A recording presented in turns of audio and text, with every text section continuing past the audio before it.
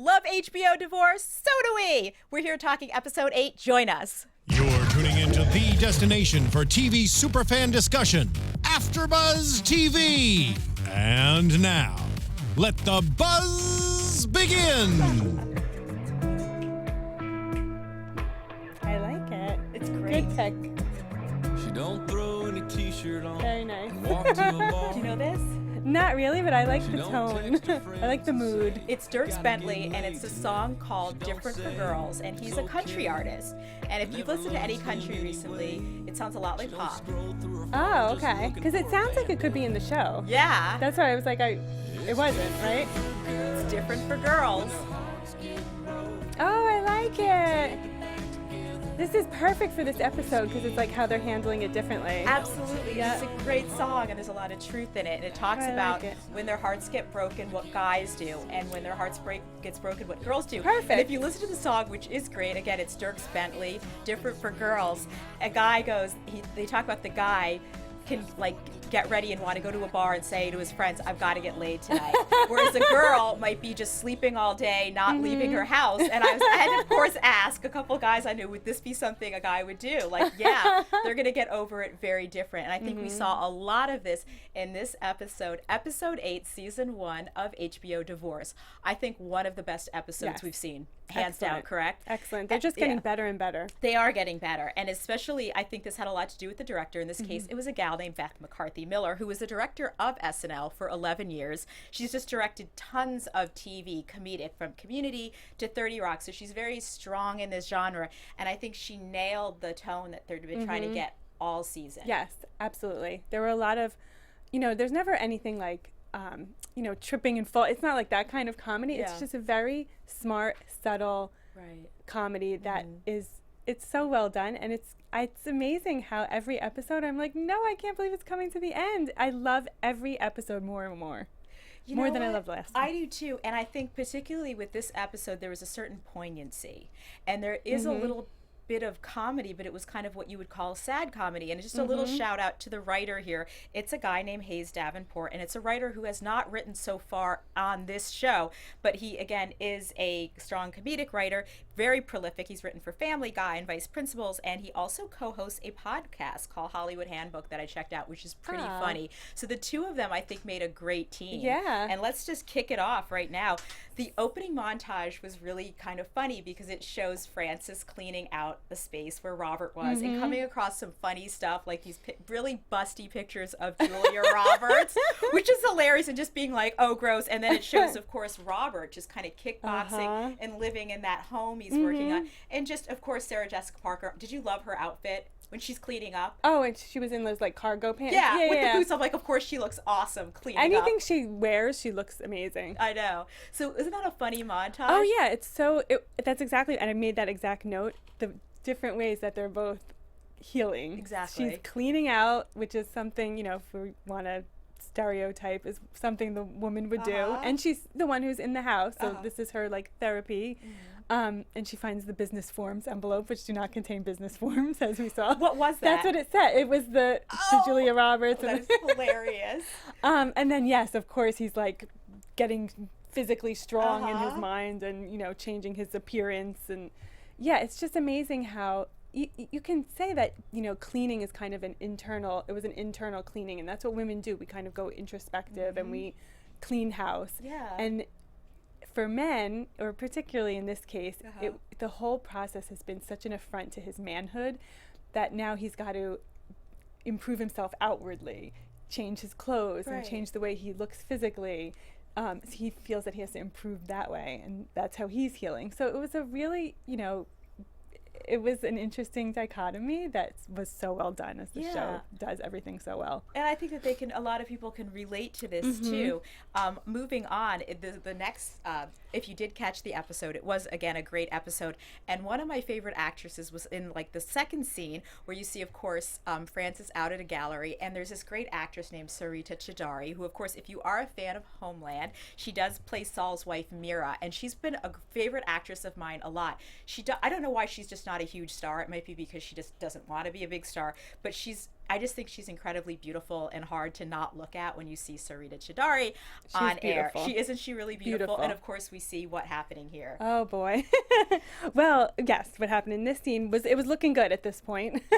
And it was interesting how she, in that moment, she put herself out there in a way that she might not have done earlier. I feel like they're both kind of taking risks, and she put herself out there to get the dream that the dream job that she always wanted, to working for this man who she knew his name instantly. So someone who she recognized and would have loved to work with. Emmett Schwab, sure. And so when she said, "I'd like to be considered," I was shocked. And I was like, good for you. Right. And, how are you going to, I was thinking like practical terms, like how is she going to do this and have the gallery and be a mother. But I was like, good for her. I was really proud of her. It's been subtle, her transformation. Because if you've noticed, the very first episode, it showed her really like with the big wool hat on and the big coat. And she's shedding her layers little by little. She's looking more and more like glamorous and beautiful and alive. And you see this in this exchange where she just goes for it. Her friend Courtney is just like, this would be perfect for me. Why not? And she's so cute the way she does it, because she says, I'd like to be considered. She's like, of course, I would put myself up, because we know that Frances is a headhunter. And she said, I don't want to be immodest. Like, she's very, you can tell this is a person that's not used to being out there. Right. She's kind of like apologizing after every sentence. Yeah. It's interesting that you said shedding, because there was the snake in this episode, and there's such symbolism with the snake, like shedding your skin and becoming someone new. Yeah. Way to go, Hayes. Yeah, it was really, really interesting to me. And you're right, because she's picking out her outfit, and then we see her walking down. It was I think it was near Bryant Park. I recognized it, and I was like, I love this moment of her walking down the street, her beautiful hair, which is always beautiful. And she notices that she's noticed by a guy, and it gives her such confidence. And then she has the confidence to say, she's gonna go for it. Of course, and anytime we can see Sarah Jessica Parker walking down a city street in a fabulous outfit, we will take it. It makes everyone feel alive. It does. It really does. And that is a great little scene where she checks out a guy, and she can, you see that moment because she's been married for many, many years, and finally she kind of has the freedom to be able to check out a guy, and he checks her out back, and he's cute. And it's just like, yes. I mean, everybody can relate to that. It's not a bad feeling. No. So, and of course, this episode is broken up with a little bit of Diane and her husband. Of course, Diane is bathing her husband because she's been all in love with him again after she shot him and everything, and she's giving him like a naughty bath, and of course that inspires him to talk about kids, which she's just clearly completely not into. He said, you'd be a great mom. And she was like, huh? And he said, you always wanted to adopt. Clearly she doesn't anymore, and maybe she was just saying that back then, who knows, because I don't get any maternal instincts from her at all. She was disgusted by that idea. Disgusted. And while they were bathing, while she was bathing him, they were having such a funny exchange, and I was like, I wonder when the last time they were like that was, if ever, probably before they were married. And then who knows what happened in the evolution of their relationship, that maybe she never wanted kids. She just wanted to have a husband who does well and just kind of enjoy herself. Right. And maybe she would say she wanted to adopt, and he'd be like, no, I already have 2 kids. But now this tragic event happened, and he has this whole new perspective that he wants to kind of give back. And she has this whole new perspective that she's happy just the 2 of them. Yes, exactly. It's really interesting what a major life event can do, like almost dying can do for people. It is. And especially, you're talking about she might have said in the past that she wanted kids. And of course, we talk about this every week. We talk about how people change, and that's the biggest problem. What you might have wanted at 18 is different than 25. What you might have wanted at 25, different than 35, and so on and so on. Or she also might have just said it on a whim. We sometimes say things on a whim, and if you've ever had this happen, and you say something on a whim, and it's like, and it's held like it was a damn contract. You might have had a few drinks, and you're like, oh, I would have loved to have been an architect. And someone was like, you've always wanted to be an architect. I'm like, oh, maybe for 5 minutes, like in 1998. Right. You know what I mean? So that is funny. That's so true. That's true. She like, her character seems so flighty to me, but you're so right that people change. I always say, like, thank God I didn't marry who I was dating when I was 25. Yeah. Thank God I didn't marry who I was dating when I was 29, because I would definitely be divorced. I have completely realize that the things I wanted have Yeah. changed over the years, and that could absolutely be what's happened with them too, because it's just a normal, it's very normal. It is normal. I think this is one of the biggest issues. And I always have a saying, and I say, good friends make great husbands. Because obviously you have to be attracted to them. You have to be in love with them. But a good friend is a good friend. So assuming that you're going to change dramatically through the course of your life, sometimes people don't want you to change. Right. Friends don't mind you changing. Right. And that's, I think, really important, because often people want you to remain who you were. They want you to remain that same person, and they'll actually get upset if you change because it impacts their ability to maybe have fun with you or Yes. what they want you as. And they want you to be a certain thing. And I always thought that's kind of really selfish. Exactly. You know? And it is. it is hard, though. I mean, it's not like we get in certain roles and then we get very, we want what we want. I'll say that. Yeah, and people are threatened by seeing someone else change if they're not changing, or whatever the change is. Right. I've seen it in my own life, not to get too personal, but I Right. changed careers and people were like, "What's wrong with you?" Right.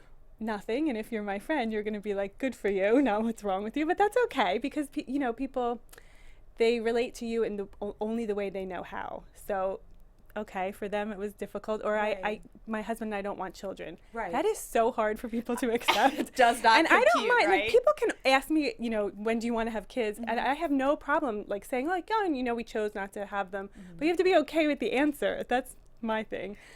So that was a hard thing for friends to accept. Right. I have to quit it with the quotes, and I apologize. I have a quote for every episode. I am so sorry, but you reminded me of, there is a great writer, his name's Steve Maraboli, and he has the best quotes. You should follow him on Twitter. And he says, new levels bring new devils. So as you change, as you evolve and you go up levels, there are people that are going to come out of the woodwork that you thought were your friends, that you thought were supporting you, that you might find aren't. And that's okay. Right. That's their lessons to be learned. But you have to keep evolving. Don't God, be it is held good, back right. by, you have to make the right decisions that are right for you, and not to be held back by friends who are threatened by your life decisions, or a partner. In this case, Well, Nick and Diane. That's very important what you're talking about, because that does happen, and I think that can leave people because they can be effectively guilt tripped. Yes. Do you understand? Yes. And there's something about owning your life, and I know that almost sounds cliche, but if you feel like you have a right to your life and your happiness at a very deep level, you will be able to shed those people much quickly. And even though you might not see it now, new people will come out of the woodwork. Yeah. Honestly, people that are more suitable for who you are. So thank you so much for bringing. It's so true. There's 7 billion people on the planet. Like, you don't have to be friends with the people you were friends with Right. years ago. Like, you can outgrow people. But Diane and Nick, it's going to be so interesting to see their relationship continue, because now he has this new perspective and he's changing and she doesn't want to change. And it's going to be interesting to see if they're really true friends, if there's a true friendship in this marriage. Can they work past it? Yeah. And I do have to give a shout out, if you are joining us live on YouTube, we would love for you to join us in the chat. Shout out any questions, any insights, anything. We would love to hear from you. And of course, I can't believe I missed our dear panelist. If you're used to seeing 4 of us here, Oriana Leo, who I am substituting for her, she is away, but she will be back next week. And Miriam Gonzalez, for the next 2 episodes, she will be out because of awesome work commitments. So we wish the best to them, but we will have a new face for you next week. And of course, Oriana will be back here in the hot seat. So a little interlude there. So I know this is so funny about relationships, because then we get to see Dallas and Francis just innocently driving along when they see Guess Who at a church. At a church, looking good for once. Like, I forget what Dallas said. She's like, He doesn't look horrible. he doesn't look horrible. Yes. High praise. Right.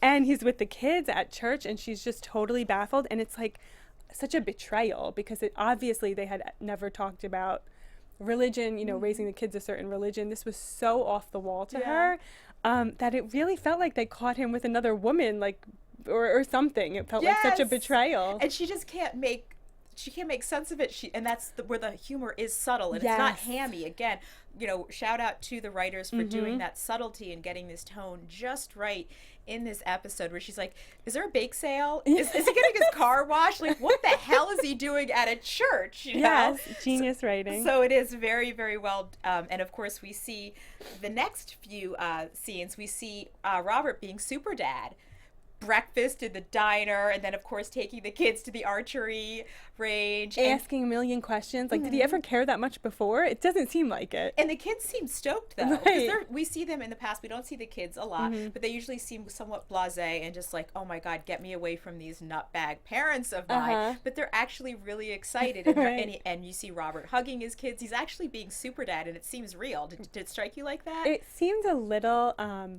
like overdone. Right. It was a little because I was like, I wrote, did he ever care before? And then the kids are like, are you all right, Dad? Like, they were into it, and then they were like, are you all right, Dad? But it was funny when the son was like, yeah, Father Mike gave a benediction. That was hilarious. That was also genius writing. I was cracking up. Yeah, so I took it as he's going overboard. Like, he's trying a little too hard. Right. Yeah. Because he wants, we always kind of bag on Robert, this character, a little bit, but there is sincerity in him, even though we do make fun of him a little bit. It would stand to reason that he's sincerely looking for meaning and connection in his life, and that would include children and a lot of people turning to faith to say, what is this all about? Because so much of our lives, our everyday lives, are swept away in the urgency of the day, assuming you have kids, or you don't have kids, or you have a career. And then when things get taken from you, whether it is a job, whether it is family members or a breakup, you start going, wait a second, I just scramble around like, a mouse every day in a maze. Like, what is this really What's the about? meaning of it all? Right, yes. Yeah. Hence, his churches will always be valuable spiritual Yes. places, whatever churches or synagogues or temples or whatever you choose. And it is funny when we see Francis talking to Dallas, Yes. who of course we know works as a mental health professional, Yes. and we see them hanging out, just having a glass of wine, which again, great friends helping you through breakup. It's one of those great scenes that they craft, having a glass of wine. Right, so real. Talking to your friend, and of course it's really great that she's like works as a mental health person. Right. And we hear Frances confessing that Robert seems like he is doing great, and that makes her kind of uneasy. She was like, she said, it makes me unhappy. I wrote it down. I'm not happy that he's happy. Yeah. And even before that, Dallas said, maybe he's doing it on purpose, kind of to piss you off. And she admitted it. I'm not happy that he's happy. Yeah. Very funny. Which Which is very real too, because we've kind of all been there where even if you're the breaker and not the broken, it could hurt. I can imagine it would hurt to see someone just move on so quickly or seem to be perfectly all right. Yes, I think. and we even see that, when people are just kind of being funny and they're in little breakups, and they'll be like, oh girl, I gotta go out to the club to show him like I'm looking great, I'm having so much fun, like glasses up. It's like one of those things that we're like perpetually in elementary school. We want to rub someone's nose, whether we feel horrible or whether we feel exactly. It doesn't matter great. how mature you are. Like, you can see this established, successful woman who's been married and has 2 kids, and she's like, it's pissing me off that he's happy. Like, I know.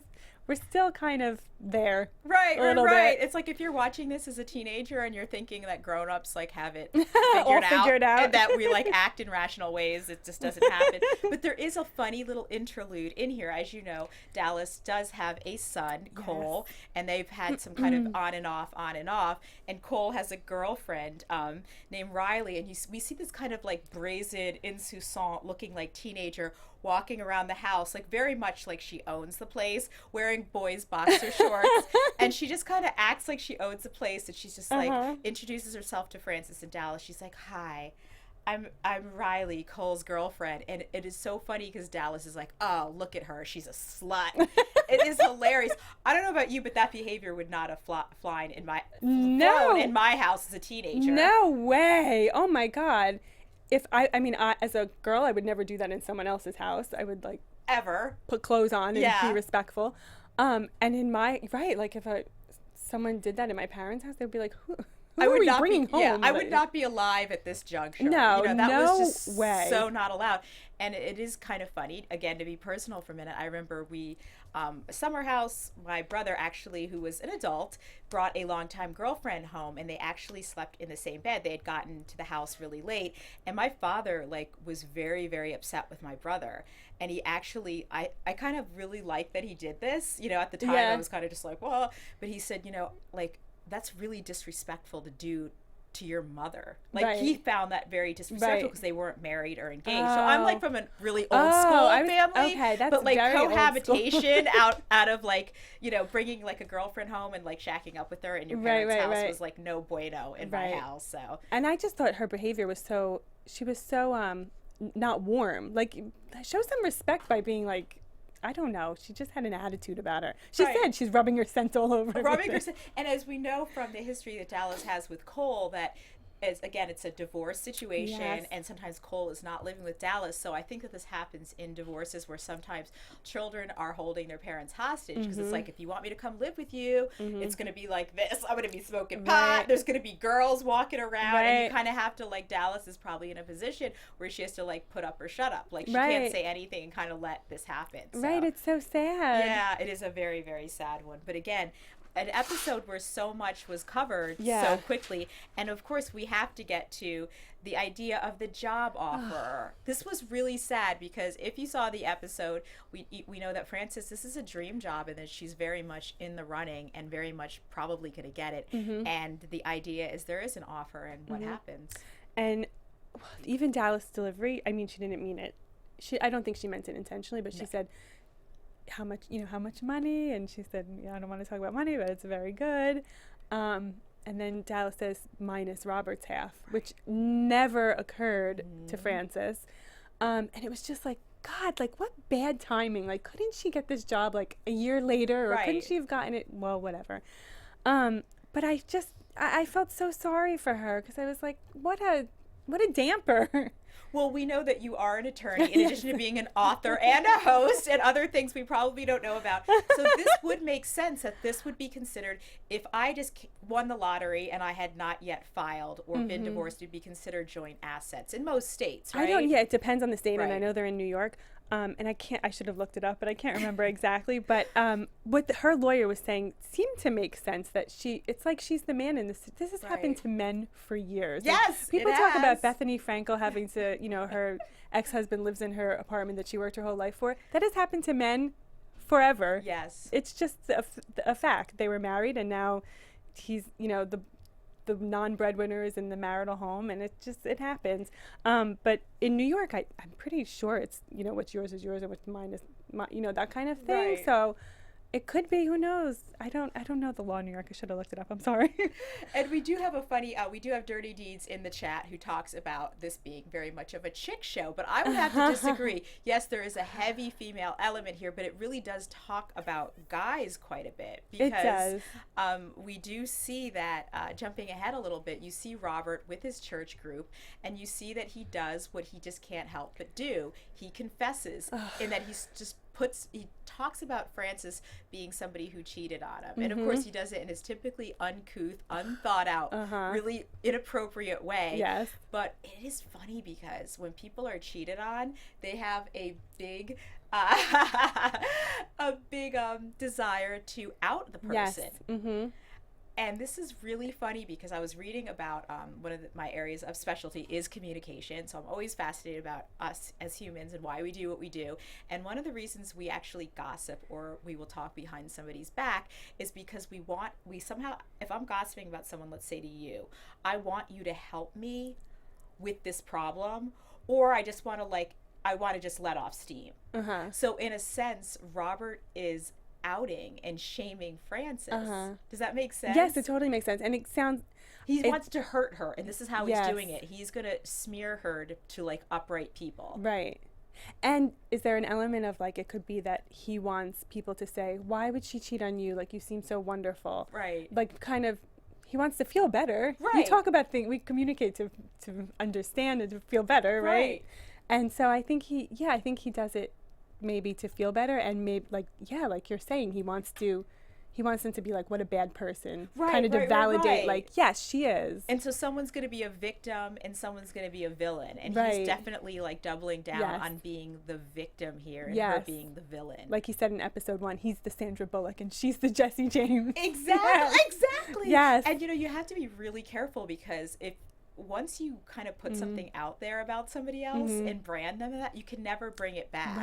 Right. Because if they reconcile and he brings her to his new church, now everybody knows. Right. And I've often thought, I've often said, like, just as a piece of advice, if you have a really good friend who's like kvetching about their husband or boyfriend or mom, be very, very careful about piling on. Yes. You can be a nice ear, but if you ever like agree with them, like, yeah, he is like a big idiot, your husband's a jerk, I can't believe he did that to you, you will hear forever.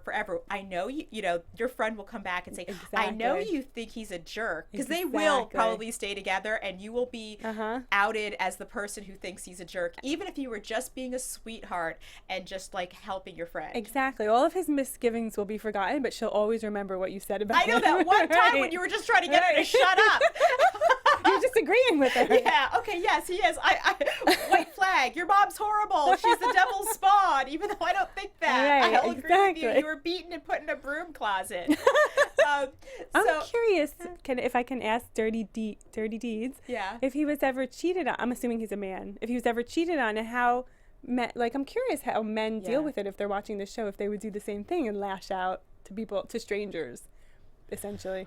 I'm curious. It is, that would be really interesting to know. As we started the show, it is different for girls and it's different for guys. But so back to the episode, how bummed were you when it got so messy with Frances and she couldn't take the job? Oh my God. When she walked in and was giving her pitch, her idea, I was like, shut up. Same here. I was thinking, what is she doing? Right. She went from prime candidate to, it was so obvious that they were like, let's never have anything to do with this person again. This is just messy. Messy, unstable, unprofessional, not together. She just ruined it. And I felt so confused. Like, what are you doing? Just take the job. Give him half. And by the way, our producer pointed out that New York is a 50-50 state. Oh, New York, thank you so much, producer.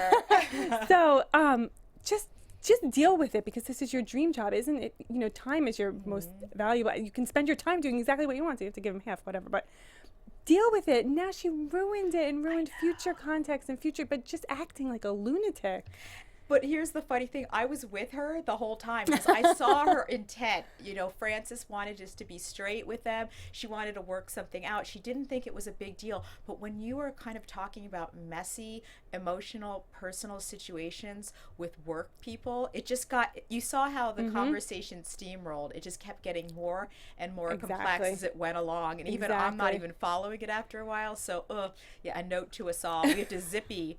Like, don't even talk about it. But it was sad. And she not only lost the job, you saw that she calls her friend Courtney, the beautiful Sarita Chidari, and basically, you know, Courtney doesn't really want to hang out with her, and they don't really want her, not only as a candidate, but as a headhunter. Right, so she lost the client and the job. Yes, bummer all the way around. Very, very messy divorces. Yeah, it was really sad. Oh, I felt so bad for her, but I was just like, she should know better. I thought she was, that was like a Robert move. Robert would be dumb enough to do that. Like, she's smarter than that. I don't know.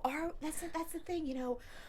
Mistakes, when things are so muddled and complicated and you want something, you know, and a conversation that can start off very simple can get so complicated because she's trying to just make something work for both of them. And they're asking her questions like, well, are you pregnant?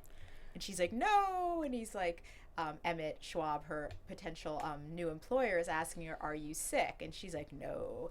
And so you kind of have to get into it. And since she didn't have like a prepared, neatly packaged little monologue to tell them, it immediately gets really, really, really, really messy. So, and it didn't help that he wasn't also divorced, because I think that it might have helped a little bit if he'd gone through a messy divorce and understood or something, right? Right. No. Because his wife is also deceased, and we see Emmett saying so that. Awful. Yeah, it does not work. And then, of course, at the end of the episode, we come to kind of like the piece de resistance.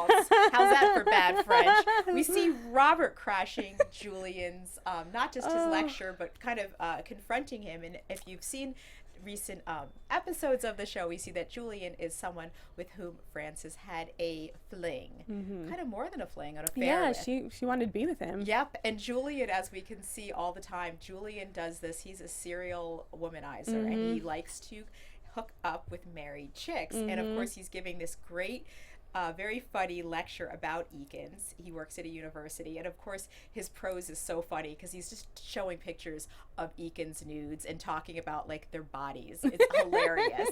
And we see Robert coming, you know, giving his 2 cents as well. What did you think of this? I thought it was hysterical. I'm like, oh my God, this scene was almost like it had to happen at some point. He's a professor, like it had to be written that Robert would show up at one of his lectures and just do something buffoonish, but it took such a dark turn that I didn't expect after that. With the gun. Was weird.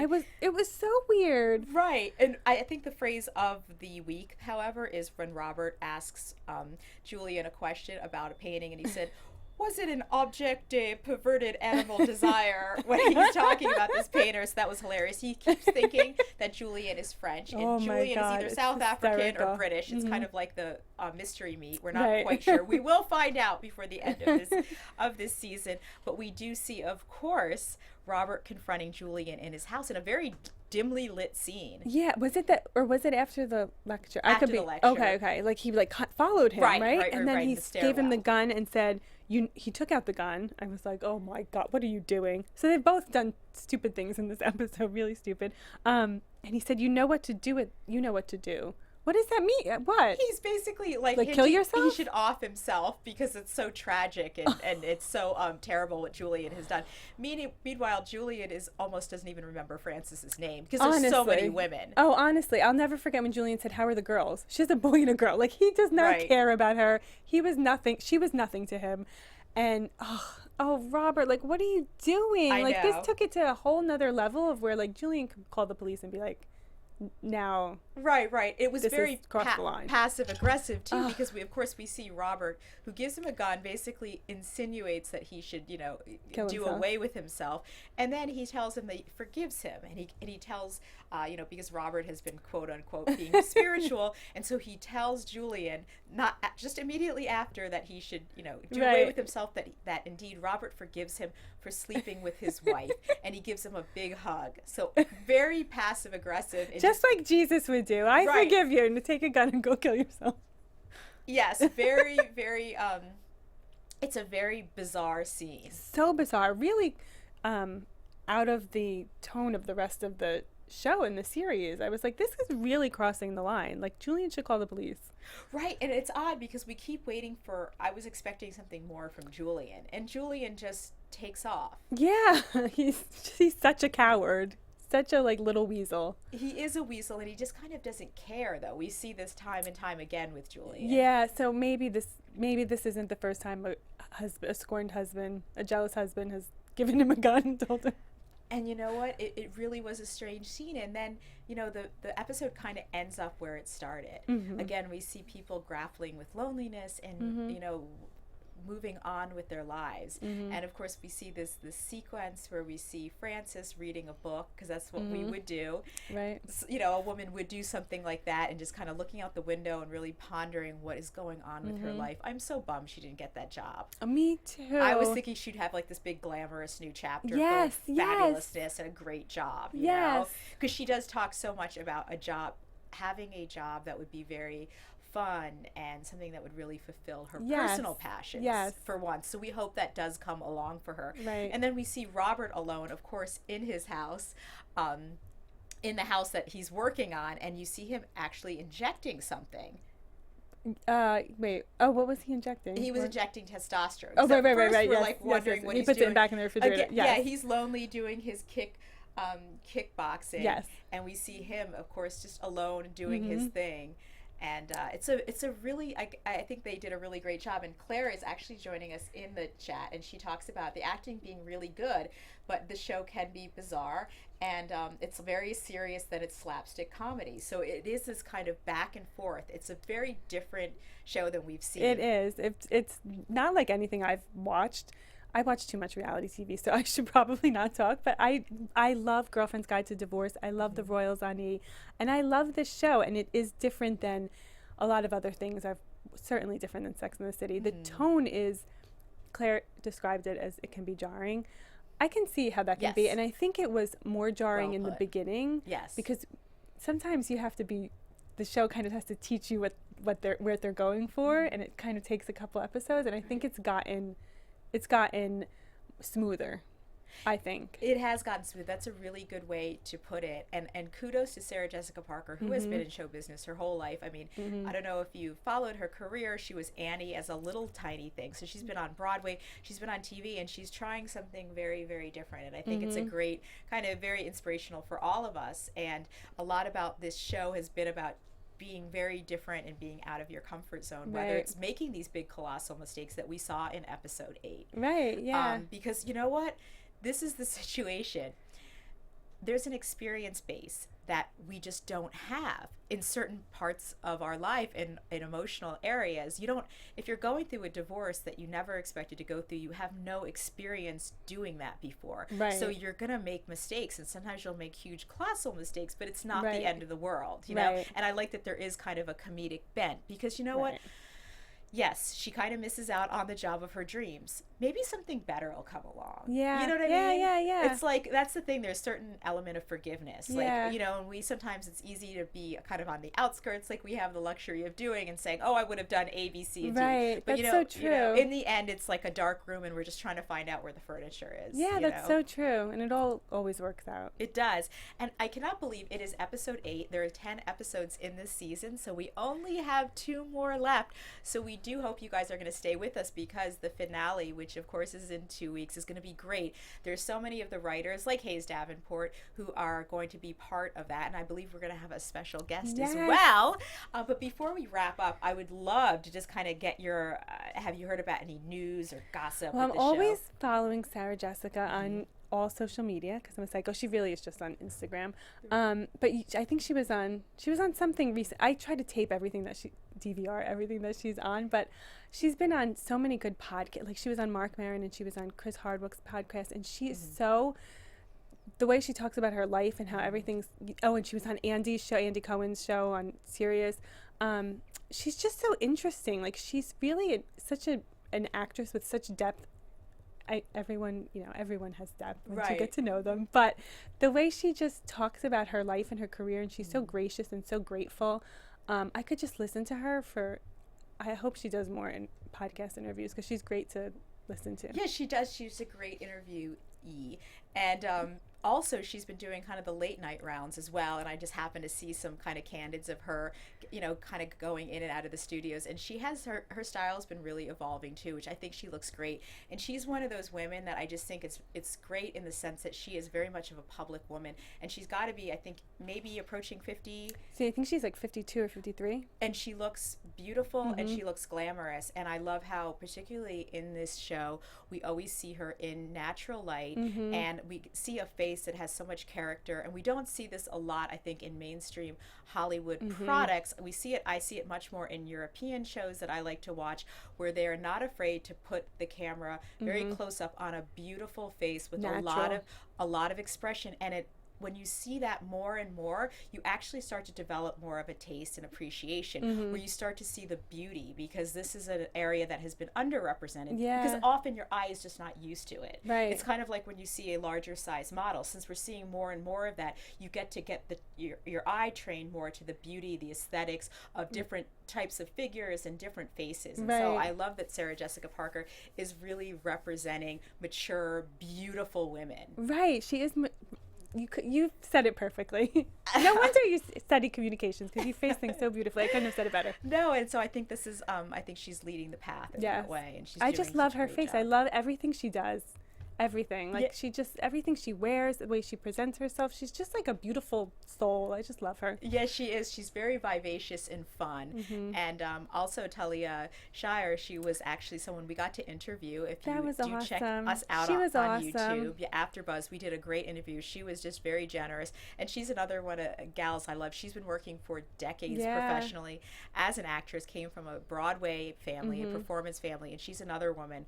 Whenever I see her, I just love her face. I think she's just beautiful. And if you personally, I think that with time, she gets more beautiful and more interesting to watch, because I've seen some of her early. And you guys interviewed Thomas Haden Church. Who was hilarious, and who was such a great guy, and who there's he is such a kind of accessible, funny, just completely unpretentious Nice. sense about him. And he was, again, very, very generous, very established actors that we kind of reach out to, and we talk about their show, and they come on and they just will give us tons of time. It's amazing. And be very, very open and candid about who they are in this. It's amazing. We really appreciate. And Thomas Haden Church did mention when we interviewed him that he is very collaborative in terms of the dialogue, and so that is something that was part of his agreement to be part of this show. So he's collaborative, so his natural kind of speaking voice is very apparent when you talk to him and interview him, and then you see his character Robert. There's a certain cadence and a certain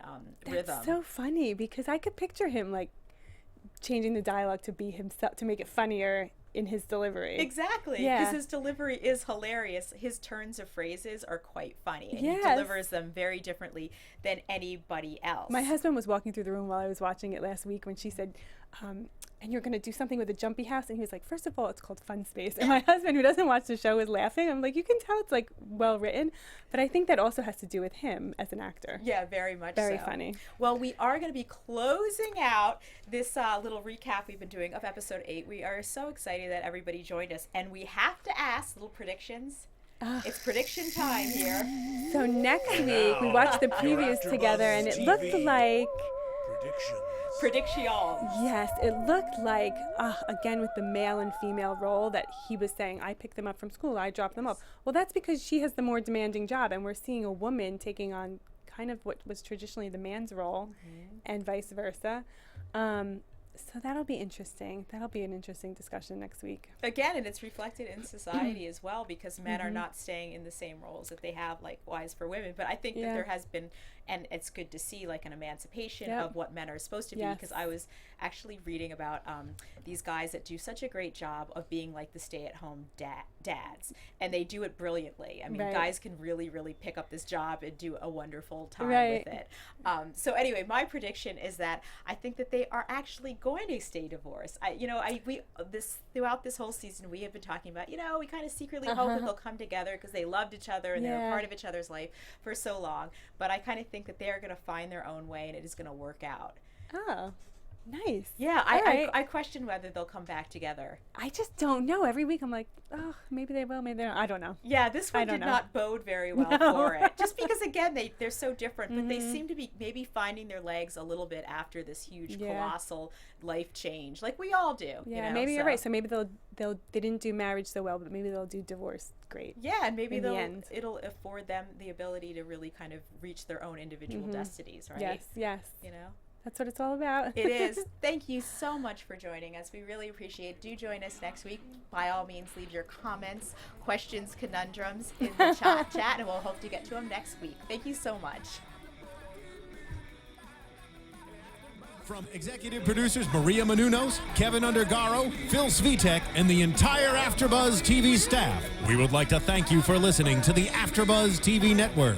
To watch or listen to other after shows and post comments or questions, be sure to visit AfterBuzzTV.com. I'm Sir Richard Wentworth, and this has been a presentation of AfterBuzz TV. Buzz you later. The views expressed herein are those of the hosts only and do not necessarily reflect the views of AfterBuzz TV or its owners or principals.